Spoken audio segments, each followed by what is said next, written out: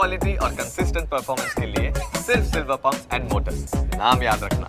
કે આપણી ઇકોનોમીમાં rate cut જ્યારે પણ આપવામાં આવે છે ત્યારે રિસ્પોન્સ બહુ બ્રિલિયન્ટ આવે છે. આ વસ્તુ તમે પણ પહેલાં ઓબ્ઝર્વ કરેલી હશે, ચાહે તે મોંઘવારી હોય, ચાહે તે આપણા આઈઆઈપીના આંકડાઓ હોય, ચાહે તે જીડીપીના આંકડાઓ હોય.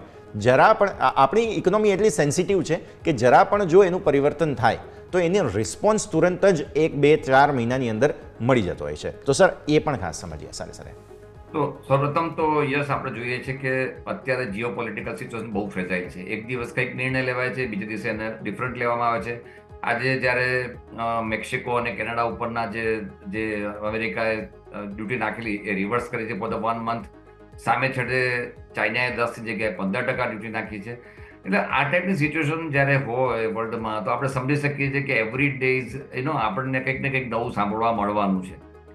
બીજી બાજુ ભારતના પર્સપેક્ટિવમાં વાત કરીએ તો છેલ્લા આપણે કેટલાય વખતથી જે રેટ કટની અપેક્ષા રાખતા હતા, પરંતુ એક બહુ સ્વાભાવિક વસ્તુ છે કે જ્યારે ઇન્ફ્લેશન સ્ટબોન હોય, ખાસ કરીને ફૂડ ઇન્ફ્લેશન, તો રેટ કટ આપવાથી એ વસ્તુ મિસફાયર થતું હોય છે. અને આઈ થિંક રાઇટલી જે અગાઉના ગવર્નર સાહેબે નિર્ણય લીધેલો હતો, પણ જે ડિસેમ્બરના જે ફિગર્સ આવ્યા છે એ આપણું જે ઇન્ફ્લેશન છે થોડું શોર્ટ થયું છે.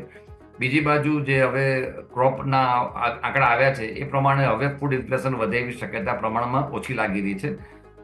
તો આઈ થિંક એટલે નરોવા કુંજરોવાની પણ યશ, મારું તો એવું માનવું છે કે રેટ કટ આવવો જ જોઈએ, જેથી કરીને જે આપણને છેલ્લા લગભગ 8 થી 9 મહિનામાં એક ઇન્વેસ્ટમેન્ટના એંગલથી અથવા તો કેપેક્સના એંગલથી જોઈએ તો ડલ દેખાતું હતું, એને ફરીથી ચાર્જ કરવાની જરૂર છે.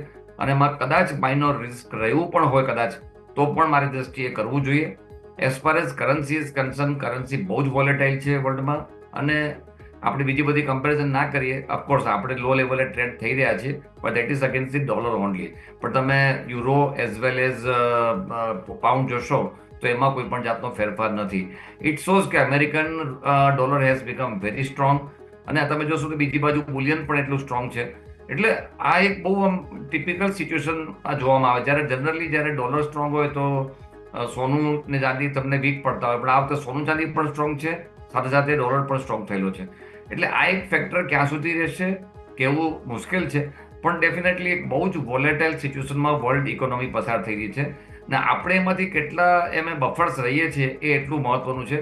આઈ થિંક હું તો અપેક્ષા રાખું છું કે જે પણ રેટ કટ આવશે ઇકોનોમીને વેગવાન બનાવવામાં પ્રયત્ન થશે.